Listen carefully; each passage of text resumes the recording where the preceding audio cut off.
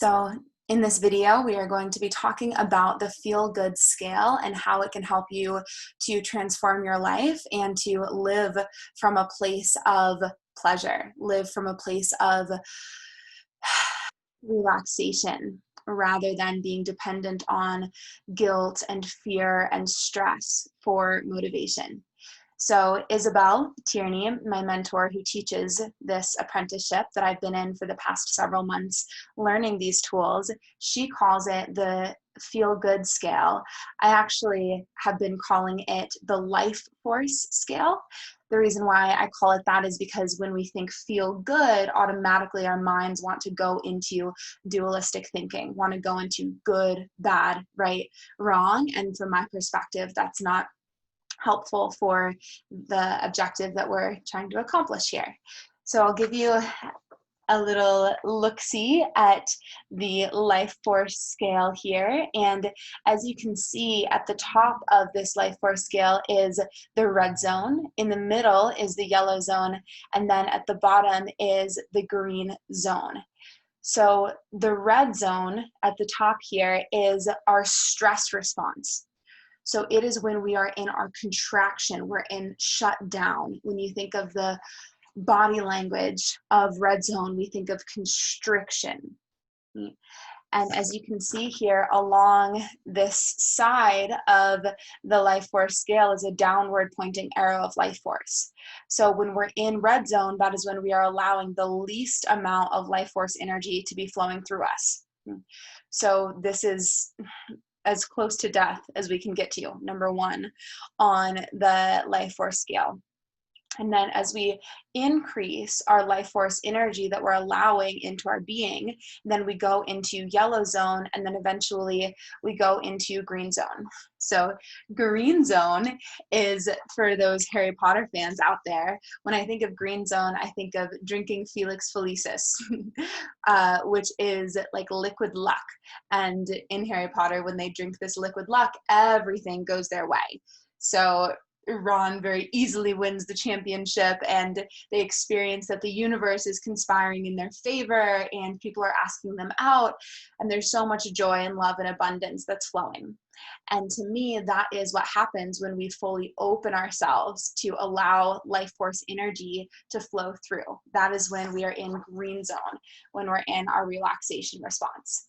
So I'm going to talk a little bit about how we can tell which zone we're in, how we can tell what feel-good channel or life force channel we're in.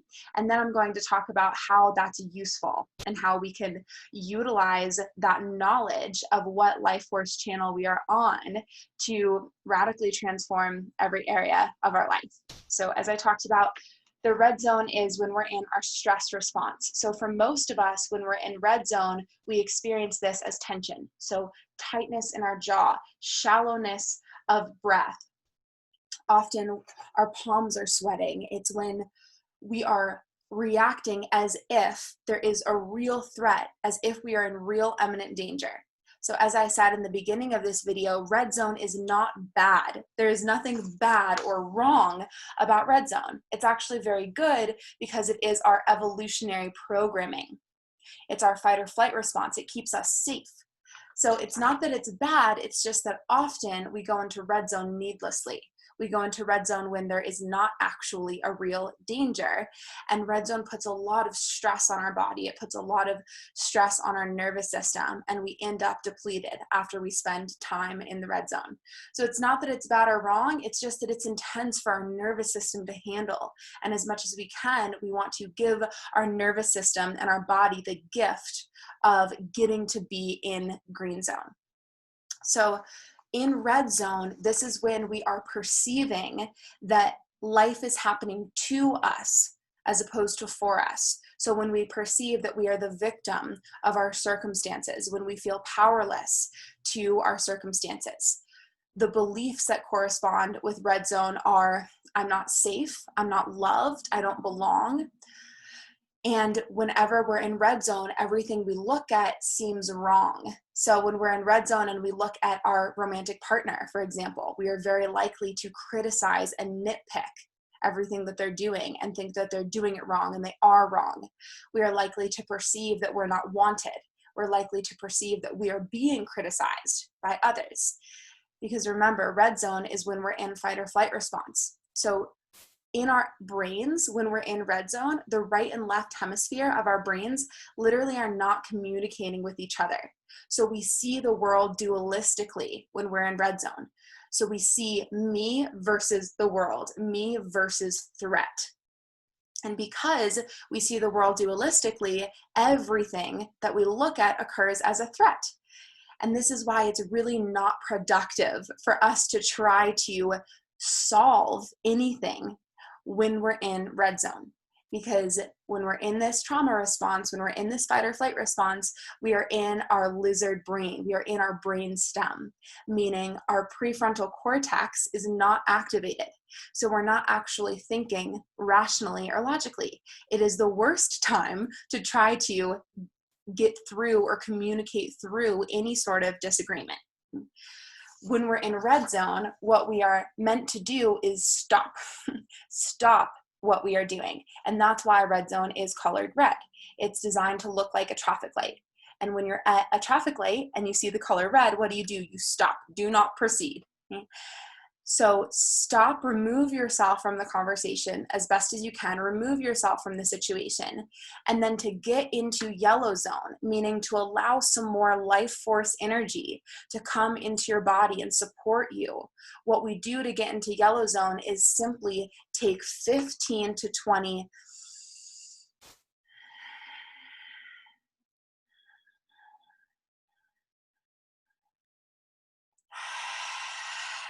deep belly breaths. Okay, so 15 to 20 deep belly breaths is enough to get us out of red zone, out of fight or flight response, into yellow zone. So into where our parasympathetic nervous system is starting to switch on and calm us down, calm down our system.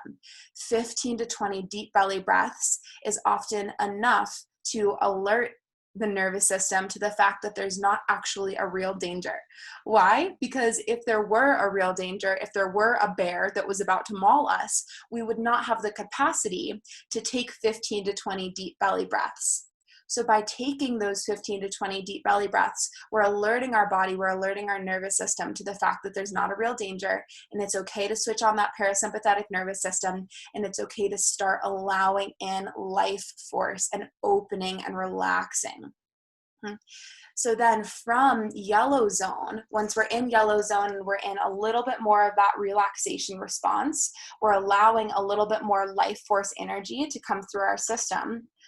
From that place, the next thing that we want to do is do a feel-good activity. Feel-good activities are going to vary based on what works for you. So you know for yourself, you know the things that you do that make you feel good, that make you go from this constricted fight or flight response to this open green zone relaxation response. So for me, one of my best and most effective feel-good activities is to go for a bike ride. If I'm noticing that I'm in red zone or I'm noticing that I'm in yellow zone and I get on my bike and I bike for 30 minutes, by the time I come back, I am typically in green zone. Another feel-good activity for me is dancing. My partner knows that if he can sense that I'm triggered, he tells me, go in a room by yourself and go dance. We have that agreement where he's allowed to tell me that. And I'm like, okay, you're right. I'm triggered. I need to go dance.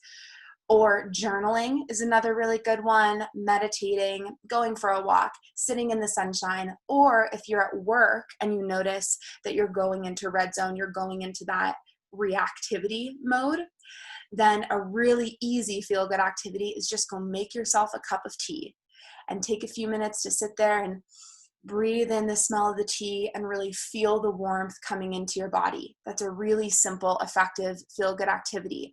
Or keep some essential oils by your desk so that if you notice that you're starting to go towards red zone on the life force scale, that you can intercept that momentum by just breathing in some essential oils and stop yourself from moving further towards red zone.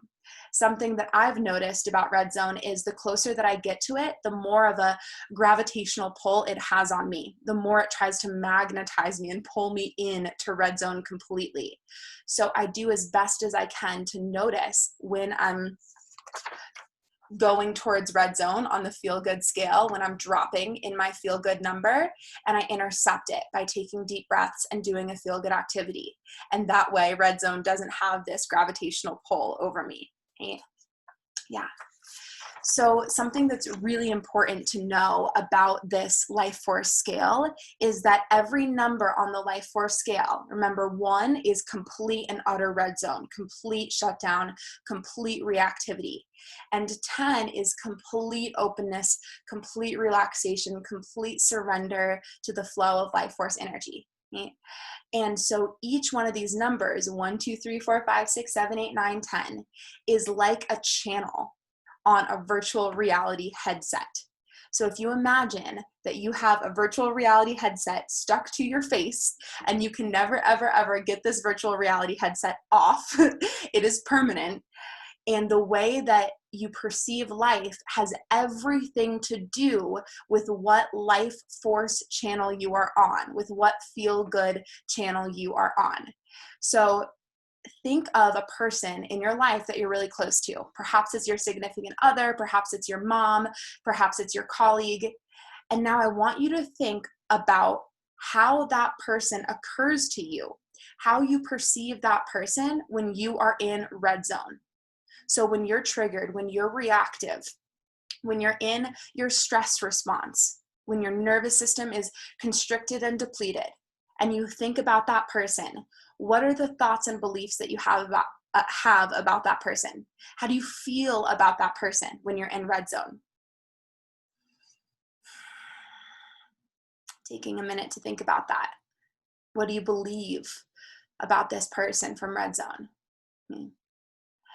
And now thinking about that very same person from a green zone lens. So when you feel nourished, when you are allowing life force energy to flow through you and to support you in everything that you're doing, when you are relaxed, when you are surrendered, and you think about this person, what do you believe about that person? What thoughts do you have about them? How do you feel about them? And if you're like most of us, the way that you feel about this same person in red zone is very different from the way that you feel about that person in green zone. And what that shows us is that it's not actually about the person. It's not actually about what is out there in the world. It is about the way that we are perceiving that person. So if I have my metaphorical virtual reality headset on and I'm set to channel 1, which is complete red zone, complete stress response, and I think about this person, I'm probably going to think they're not trustworthy and they don't really love me and they're doing it all wrong and they're stupid and they're mean. And because remember, I'm perceiving the world dualistically. So this person occurs to me as a threat, versus if I'm in green zone and I look at this person, I am much more likely to think, wow, I really love this person and I so trust them and I'm so inspired by them and I'm so grateful to have this person in my life. So it's not that it's a different person when you're in red zone and green zone, it's that your virtual reality headset is set to a different channel. So if we think about like actual channels on the television set, channel 1 is like the war zone channel. Channel 1 is where there is death and destruction all over the place. There's violence and it's completely unsafe. Whereas if we flip up a couple channels, by the time we get to channel 3, maybe now we're at like the Jerry Springer channel, where it's all about drama and people are yelling at each other. There's no violence anymore, but it's still very dramatic and very combative. We flip up a couple more channels and now we're on to, I don't even know. I don't watch TV, so this analogy is kind of hard for me. But now we're on to, I don't know, Friends or something. And we flip up a couple more channels, and eventually we're on Mr. Rogers or SpongeBob or whatever your most feel-good show is. So the reason why this feel-good scale is so helpful and so important is because when we start to check in with ourselves multiple times a day to ask ourselves, where am I at on the feel-good scale? And we get in the practice of doing that. We get into the practice of assessing where we're at on the feel-good scale at all times. Then we start to become way more cognizant of when we start to go towards red zone, and we can intercept it. Because once we're in red zone, it takes a lot of energy. It takes a lot of consciousness to guide ourselves out of red zone and towards green zone. It's a whole heck of a lot easier to stop the momentum of moving towards red zone than it is to get ourselves out of red zone. So for example, if I am sitting here doing my coaching calls, and after a call I notice, wow, I think I'm at a 5 or 6 on the feel good scale. Whereas when I started coaching this morning, I was at an 8 or a 9. I notice, okay, it's time for me to go take a break. It's time for me to do some Reiki on myself. It's time for me to go lay outside in the sunshine for a few minutes, because I don't want this trajectory to keep going in that direction. Because I know that if it does, I'm going to end up in red zone, and then I'm just going to perceive that the world is a threat and that I'm not good enough, and I don't want to take action from that place. So I can stop it and intercept it. So one thing that I have a lot of my clients do is I have them draw out their own personal feel-good scale on a big whiteboard or on a big poster board. And I have them start mapping on to their personal feel-good scale where certain beliefs lie for them. So we talked earlier about how when we're closer to red zone, the beliefs that we have are along the lines of the world is happening to me, life is happening to me, I am a victim of it, I don't belong, you're a threat, I'm not good enough, I'm not worthy, I'm not deserving, you're not good enough, you're not worthy, you're not deserving. So these are the beliefs that live in red zone for each of us. And then when we look at the beliefs that live in green zone we believe that the world is conspiring in our favor, that life is happening for us rather than to us, that we do belong, that we are worthy, that we are included, that we are lovable, and that others likewise are lovable, worthy, included, deserving of our time and energy. So what I have my clients do is start to map on when they notice a belief arise, like a belief of money's not going to come in this month, or a belief of I think my friend was lying to me, or the belief I need my partner's love and approval. I have them map on where does that belief lie on your personal feel-good channel. What channel does that belief show up on? It's kind of like which channel is this certain sitcom on? And then once they've mapped their beliefs onto this feel-good scale, then I have them go through again and map on emotions. So where do certain emotions lie? Where does shame lie for you on your personal feel-good scale? Where does guilt lie? Where does fear lie? Where does anxiety lie? And then likewise, where does joy lie? Where does gratitude lie on your personal feel-good scale? So they go through and they map their beliefs and their thoughts, and then their emotions, and then their ways of being. So when you're being competitive, what channel are you at on the feel-good scale? When you're being accusatory, what channel are you at on the feel-good scale? When you're being receptive and loving and generous, what channel are you at on the feel-good scale? And then after they've mapped their beliefs and their emotions and their ways of being, then they map body sensations. So what does a channel 3 on your personal feel-good scale actually feel like in your body? Where do you notice the energy is, and how is that energy moving? So when you're at a 2 on the feel-good scale, do you notice a dense ball of energy in your lower stomach that feels like it's dropping? Do you notice a burning sensation in your heart? Do you notice constriction in your throat? What's actually alive and showing up in your body when you're at that certain channel on the feel good scale? And one of the many reasons why this is a really important part of the process is because we live in a society that teaches us to think about emotions dualistically. So every emotion we've labeled either bad or good.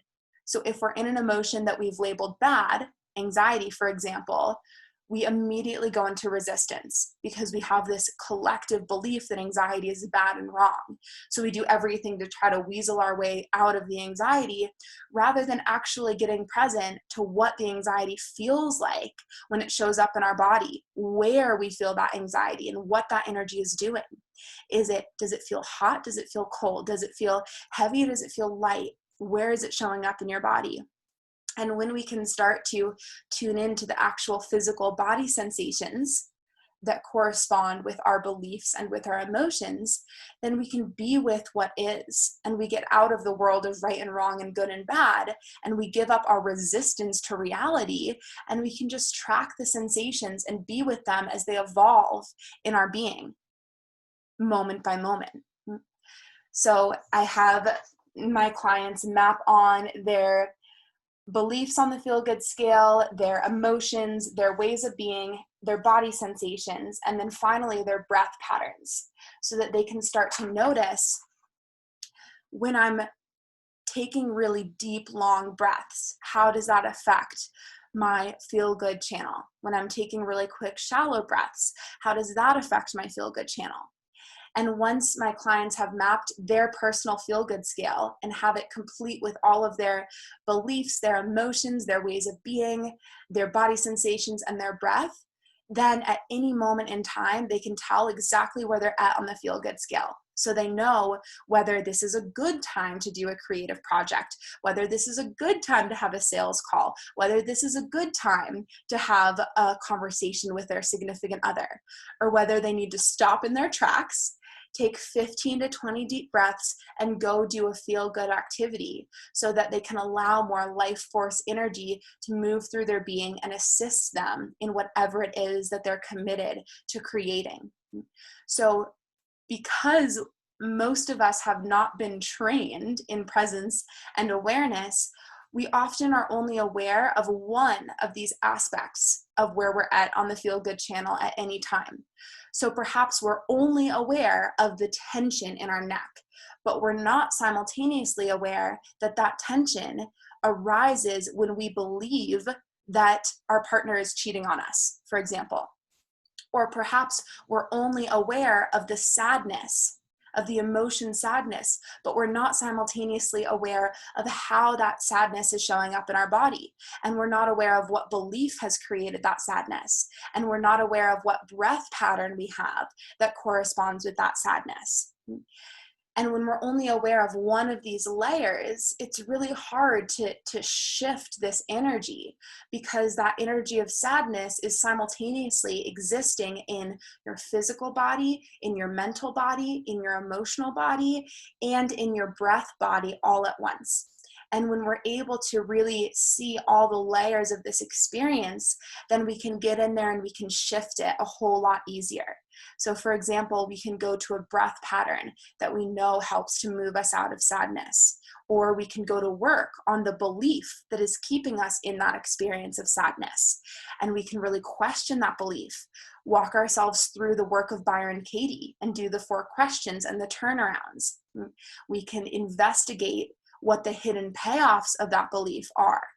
We can identify when that belief was created in our past, and we can do some inner child work and give love for that past version of ourselves that created that belief.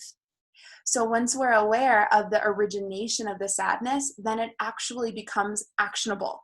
There's something that we can do about it rather than feeling like we're at the effect of it and we're the victims of it. So for me, it is hugely helpful to know where all of my beliefs lie on this feel-good scale, because then I recognize that, oh, it's not actually what's going on out there in the world. It's not actually that this person is betraying me. It's that I am at a level 3 on the feel-good scale. I'm stuck on channel 3 of my virtual reality headset. So I don't need to deal with this person right now. What I need to take ownership of is how I've let myself stay stuck in red zone. And I need to work on changing my feel good channel rather than judging or accusing this person or trying to figure anything out in the external world. So it really helps for us to see that most often it's not actually something that's happening in the external world. It's something that we can really take responsibility for within ourselves. So what I invite you all to do is to map out your own personal feel-good scale. So take as big of a surface as you have. If you have a big whiteboard, use that. If you have a big poster board, use that, and draw this triangle. The top third of the triangle is red, the middle third is yellow, the bottom third is green. And then along the left-hand side of the triangle, write the numbers 1 through 10. So numbers 1, 2, and 3 are your red zone life force channels. Numbers 4, 5, and 6 are your yellow zone, and then 7, 8, 9, 10 are your green zone. And start to observe yourself and get curious as if you are a scientist that is investigating the specimen that you are. And as you go through your days, stop a few times. I'd recommend at least 3 times throughout the day. Stop and ask yourself, where am I at on the feel good channel in this moment? And if you discover, okay, I'm at a 4 or I'm at a 5, okay, how do I know? How do I know that I'm at a 4 or a 5? What am I believing right now? What am I believing about myself? What am I believing about my partner? What am I believing about my future? What am I believing about my health? What am I believing about my body? What am I believing about my finances? What beliefs exist here on this channel 4 of my being? And then what body sensations exist here? What am I feeling physically in my body when I'm at a 4 on the life force scale? And then how am I being, or who am I being? Okay. Am I being apathetic? Am I being cynical? Am I being resigned? Am I being frustrated? Am I being empowered? Am I being joyful? Am I being grateful? So starting to map all of that onto your personal feel-good scale, and then make a commitment with yourself, make a pact with yourself that as soon as you notice that you are dropping down on your feel-good scale and you're going towards red zone, that you intercept that momentum. You take 15 deep belly breaths. And then you do a feel-good activity. So I also recommend that you write out a list of all of your feel-good activities and start to test their effectiveness. So when you notice that you're in red zone, next time, experiment with having an ecstatic dance party for 5 minutes and see what kind of effect that has on your feel-good channel, on your feel-good level. And then the next time that you find yourself in red zone, call up a best friend and ask them if you have permission to run the dirty water, as I like to call it, for 5 minutes. And if they say yes, then go ahead and do that and check in with yourself. How has that conversation affected my feel-good channel? Where am I at now as opposed to where was I at before that conversation? Try going for a swim. Try taking a cold shower. Try taking a hot shower. Try giving yourself a massage. So experiment with these feel-good activities and see which are your personally most effective feel-good activities. And then make those feel-good activities as accessible for yourself as possible. So if one of your feel-good activities is smelling essential oils, make sure that you have those essential oils next to your desk at all times. If one of your feel-good activities is going for a run, make sure that you have your tennis shoes by the front door and your workout outfit by the front door so that it's as easy as possible for you to go for that run. If your most effective feel-good activity is calling a best friend and venting and ranting for 5 minutes and running the dirty water, then create that agreement with them and say, can we have a code word for if I'm in red zone? Can I just text you and say red zone? And can we hop on a call and can I take 5 minutes to just let out some of that energy? So figure out what your feel-good activities are and then make them as easily accessible for you as possible. And then remember, when you're in red zone, stop. Picture a red stop sign when you're in red zone. Stop what you're doing. If you take one thing away from this video, remember to stop in your tracks when you notice that you are in red zone. The momentum of red zone convinces us that that is a good time to have a conversation with somebody and to settle things or figure things out. It's not. I promise you, it's not. Because remember, you're seeing the world dualistically, you're experiencing that person as a threat, and you are not rational because your prefrontal cortex is not online. So stop in your tracks. It's really helpful if you have a significant other, if you create an agreement with them that if either of you are in the red zone, then you just say the word red zone and the other person understands, okay, no more. We're not trying to have this conversation right now. And you have an agreement that you take space. So for me, I need at least 15 minutes of space. And I go for a walk, I do some deep breathing, I call a friend. And by the time those 15 minutes are up, I am able to look at the situation from a completely different perspective. And I can see, oh, maybe it wasn't that my partner was excluding me from his plans. Maybe it was just that he really wants some guy time, and that's okay. So I'm able to look at it from a totally different perspective when I take those 15 minutes to change my feel-good channel, to click up a couple channels. So now I'm perceiving the world from a more unified perspective, from a more unified lens. So the way that we can really utilize this feel-good scale most effectively is by setting reminders on our phone for at least 3 times a day, where you stop what you're doing, you check in with yourself, you ask yourself, where am I at on the feel-good scale? From 1 to 10, from red zone to green zone, from stress response to relaxation response, from reactive mode to creative mode. From fear to love. There's so many different ways that we can say this. Where am I at on a scale of 1 to 10 on my personal feel-good scale? And what would it take for me to get myself back to green zone? And then one of the trickiest parts of this is to give ourselves permission to do that feel-good activity to get ourselves back to green zone. I think there's 2 difficult parts about this. The first difficult part is stopping when you realize that you're in red zone. Because again, the momentum of that fear-based mentality tends to be so strong that we just want to keep arguing, we just want to keep fighting, we just want to keep being the victim, we want to keep being in resistance. But if we can make a deep pact with ourselves that when we notice that we're in red zone, we stop. We don't try to figure anything out. We take 15 to 20 deep breaths, and then we do a feel-good activity. It truly is life-changing if you're willing to commit to that. So that's the first most difficult part, just the stopping when we're in red zone. And then the second most difficult part, in my perspective, is giving ourselves permission to do the feel-good activity. So for me, some of the beliefs that live in red zone are the beliefs, I'm not doing enough. I'm not making enough money. I don't have enough clients. I'm not impacting enough people. I haven't written enough articles. I haven't created enough videos.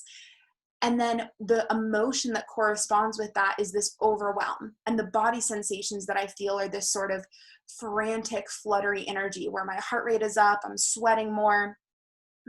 So when I have any of that going on, I know that I personally am in red zone. And one of the most challenging parts for me is to give myself permission to do a feel-good activity, because my red zone belief system tells me that I'm not doing enough and that I'm not enough, and that I won't belong and I won't be lovable and I won't be worthy until I do more. So that's why it is so tricky for me personally to stop when I'm in red zone and then do a feel-good activity, because my fear voice is telling me that I don't deserve to do a feel-good activity until I work harder, longer, better. So that's one of the insidious ways that my red zone tries to keep me trapped in red zone, tries to keep me being a workaholic and just working away until I get the validation that my ego in red zone is looking for. So I am really in this practice of calling myself out for that. And when I notice that I'm in red zone, I stop what I'm doing and I do a feel-good activity. And doing that really triggers my fear voice. My fear voice says, no, you're not allowed to do that. You shouldn't be taking time to go for a bike ride. You haven't earned that right. You don't deserve to do a feel-good activity. And I have to really look at that fear voice and say, I know, fear voice, I hear you, and I know you're scared. I know you're scared that if I take too much time away from work, then I'm not going to be productive enough and I'm not going to be lovable. I know you're really scared of that happening, and I want you to know that you are unconditionally lovable. I am unconditionally lovable, and it's okay, and I do deserve this time, and I do deserve this break, and I know that by my taking the time to do a feel-good activity, I am allowing in life force energy. So I'm metaphorically drinking that liquid luck, that Felix Felicis serum, and I'm opening myself to being aided and helped by the universe. And I'm shifting into receiving mode. I'm shifting into, I can even feel it in my body talking about it. I feel the physiological changes as I'm calling upon that relaxation response, calling upon that green zone. So again, your red zone belief system is going to tell you that you don't deserve to do a feel-good activity, that you can't afford to stop and take 15 to 20 deep breaths. And one of the most important parts of this is getting really good at challenging that red zone voice. Because remember, it's not the truth. What the fear voice says when we're in red zone is not the truth. It's just that we have a virtual reality headset that is stuck to our face that makes it look like everything is a threat. And if we don't work hard enough and if we don't do enough, then we are not enough and we're not lovable. So the trickiest part, one of the trickiest parts, is recognizing, oh, this isn't true. The beliefs that my fear voice are telling me aren't true. That's not reality. It's just that I'm simply in red zone. I'm in my trigger response. I'm in fight or flight response. So it's not that it's the truth that I'm not doing enough. It's that that's what my mind tells me when I'm in red zone. So rather than focusing on doing more, which is going to result in me going deeper into red zone, rather than focusing on doing more, what I actually need to do, even though it seems so counterintuitive, what I actually need to do is stop in my tracks. Stop. Take 15 to 20 deep breaths and go do a feel-good activity. And what's so magical about this is that every single time I do this, every single time I notice, oh, okay, I'm in red zone, stop, 15 to 20 deep breaths, feel-good activity. By the time that I've done that feel-good activity, all of a sudden, I see a way to do whatever I was working on doing that is so much easier. I see the shortcut, and my red zone fear brain was not showing me that shortcut. It was showing me how hard it was going to have to be, how difficult it was going to have to be, how arduous. But then as soon as I shift into green zone, all of a sudden I see, wait a second, this can actually be easy. I can let this be easy and I can let it feel good. And it's okay for me to allow life force to support me in what I'm doing. And it's okay to take deep, nourishing belly breaths to calm down my nervous system. And inspiration starts flowing through. And all of a sudden I have all these inspired ideas. And as soon as I shift into green zone, whatever it was that I was pining for when I was in red zone, it comes with ease. So for a personal example for me, as a coach, I have a certain number of clients that I like to sign each month in order for me to feel really good and really abundant. And so at the beginning of each month, like today, July 1st, that starts all over. That process of me looking for clients starts all over. And I notice that at the beginning of the month, I have this pattern of going into red zone and thinking, oh no, what if they don't come? What if nobody wants to work with me ever again? Oh my gosh. And then I go into this stress response and I feel like I have to do. I have to stress myself out and I start to get overwhelmed. And I go into my version of my fight, flight, or freeze response. And then as soon as I catch myself, as soon as I notice, oh, wait a second, Brandy, you just went into red zone. And I know that because I'm believing that I have to work really hard and be stressed out in order to create the abundance that I want. So I catch that belief, I catch that I'm in red zone, and then when I give myself permission to do a feel-good activity and pause to create spaciousness and take deep breaths, all of a sudden when I'm shifted more into green zone, I'll get the idea that comes through and I'm like, oh, wait a second. Somebody reached out to me last month and said that they wanted 3 months of coaching with me, and I haven't followed up with that person. And then I'll follow up with that person, and lo and behold, they sign the 3-month coaching contract that day. But what made that insight possible was me shifting into green zone. I don't see those actions to take when I'm in red zone. I only see those actions when I'm in green zone. Okay? So I noticed this pattern this last month in June. In the beginning of the month, I went into red zone, I went into constriction. And then when I remember to shift into green zone, all of a sudden I signed 4 clients in a week. And this month turned out to be a pretty high grossing month. It was a 5-digit month. Yeah, 5-digit month. So what made that possible was me giving myself permission to shift into green zone. That if I believed the beliefs that existed in red zone for me, then I wouldn't have relaxed enough to see the actions to take that resulted in the abundance that came to me. So I know that you will have your fear voice telling you that it's not okay for you to live in green zone. Your fear voice is going to tell you that life has to be hard. And if life isn't hard, then you're too privileged and you have it too easy and you don't deserve what you have. Your fear voice is going to tell you that you have to stress yourself out in order to deserve abundance. Your fear voice might tell you that, I don't know what your fear voice, you know what your fear voice is telling you. Whatever your fear voice is telling you, I invite you to start really questioning it and really challenging it and really asking, okay, is that true? And if I were in green zone, if I were in my relaxation response, if I were in my pleasure response, would I still believe this? Start tracking your own personal feel-good scale, and you will experientially realize that no, you won't. When we are in green zone, we don't believe those things. Victim mentality does not exist in green zone. Scarcity mentality does not exist in green zone. But don't take my word for it. Do this work yourself. Really map your own personal feel-good scale. Map out all your beliefs, your ways of being, your emotions, your body sensations, and your breath patterns. And you start to draw conclusions for yourself. You start to see the patterns. It's magic. It's really magic.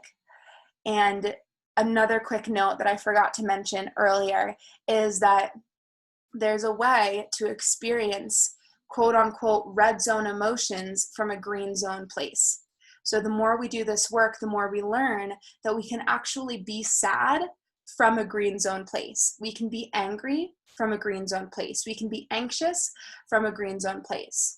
And what that looks like and what that means is we can hold tender, compassionate, loving space for ourselves from a green zone place. And when we learn to do that, what actually happens is the scale collapses. So there's no longer this triangle, right, which is based in duality. When we start to learn to live from a fully green zone place, this collapses on itself, and every single emotion, every single thought process is experienced from a green zone place. And this is what Matt Kahn would call whatever arises, love that. So when we learn to live and embody green zone, we're constantly living from the perspective that everything is happening for us, not to us, and that it's okay and it's possible to love absolutely everything that arises, whether it's a judgment, whether it's an uncomfortable body sensation, whether it's an unwanted emotion. We can witness it and be with it and allow it to arise and pass through our loving awareness without going into victim mentality, without going to reactivity mode. And this is the kind of work that I teach my clients. This is the place that we get to over doing this work over a prolonged period of time and doing this introspection work and really building this muscle of practicing how to shift ourselves into green zone in every single situation and environment. So if you're interested in learning more about this work and creating your own personal feel-good scale, reach out to me. I'm working with people one-on-one, and we're doing a deep dive into creating their feel-good life and applying green zone to every area of life, their relationships, their self-image, the way that they relate to food and their bodies and their health, their career, their finances. So what we do in this work is we go through every single area of life and we discover, what do you see about that area of life when you're in red zone? What are the beliefs that arise, the emotions that arise, the ways of being that arise? And then what do you see? How do you perceive this area of life? How do you feel about this area of life when you're in green zone? What are you believing? Who are you being? How are you feeling? What arises in your body, etc. And slowly but surely we shift every single area of life into the possibility of green zone, into that green zone perspective, green zone ways of being. It's magic. There's no other way that I can describe it besides magic. Why is it magic? Because as we shift into green zone, as I've said many times in this video, we are open to life force. We are receiving. We are allowing the universe to aid us. We are allowing the universe to help us in all of our endeavors, as long as those endeavors are based in love, because I personally believe that the universe won't help us if we have malintent. But as we shift into green zone, we are opening our beings, we are opening our hearts, we're opening ourselves up to receiving more life force energy. And what happens when we open ourselves to receiving more life force energy is that everything gets easier. There's no longer a struggle. It comes with flow, it comes with ease, it comes with abundance, everything that we do. And we get to let go of these stories that are rooted in shame, that are rooted in fear, that are rooted in guilt, which requires a deprogramming and a decolonizing of our own minds, because those fear-based stories come from a society that wants us to live in fear and benefits from us living in fear and shame and guilt. But that is another video for another time, because that's a whole rabbit hole to go into as well. So I hope that this video has been helpful for all of you. If anybody is interested in doing their personal feel-good work and shifting their lives into green zone, shifting every area of life into the feel-good green zone, then please reach out to me and we'll set up a free consultation and we can talk about what that would look like. If you have any questions at all about this work of the life force scale, the feel-good scale, and how to apply it to your life, please reach out to me. I would love to connect with you about this amazing work. And many thanks to my mentor and teacher, Isabel Tierney, for bringing this feel-good scale into my life and transforming my life and my clients' lives through doing so. Thank you all so much for watching.